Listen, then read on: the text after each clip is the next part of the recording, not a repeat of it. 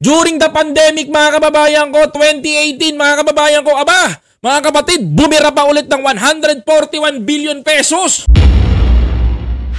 Saan napunta tong 13,917 missing flood control project? At kalat na kalat to ngayon sa loob ng social media. Tingnan nyo mabuti. Ayan o, papakita ko sa inyo ha. I-zoom natin. O ayan mga kababayan. Ipapakita ko sa inyo yung picture. This is the flood control budgets, mga kababayan ko. Ayan o.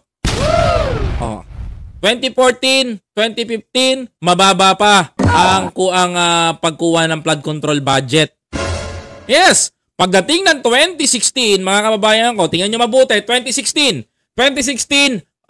flood control budget, 64 billion pesos. Oy, nahiya pa, tumaas ng konti. Pagdating ng 2017, mga kababayan ko, bumira na yung mga kaalyado ni 80 billion pesos, mga kababayan ko.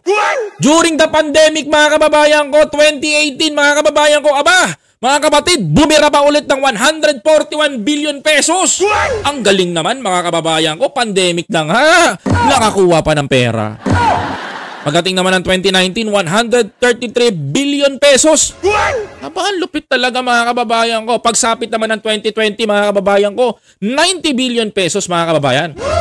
At pagsapit naman ng 2021, 101 billion pesos. At bago bumaba ang kampo ni Digong, mga kababayan ko, ay nakakuha pa sila ng tumataginting, mga kababayan. Ito, tumataginting na noong 2022, bago sumumaba, tumataginting natin. Ayan, nakita nyo? 128 billion pesos ng 2022 budget, mga kababayan. Ayan. That's the biggest sad part.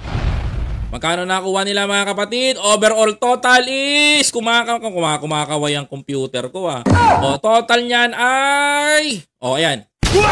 627 billion pesos na pera ng pondo ng taong bayan. Saan napunta? Anyari? Bakit ganon? Saan napunta tong 13,917 missing flood control project? Kala ko ba siya ang kailangan para sa pagbabago? Yung ba yan? Si Rodrigo, ano nangyari? Nilimas ang pera pondo. Diba? Diba sabi niyo, kakanta niyo yan, mga DDS, di ba? Ano man ang mangyari? Walang flood control si Rodrigo. Di bale ang Davao, may 51 billion.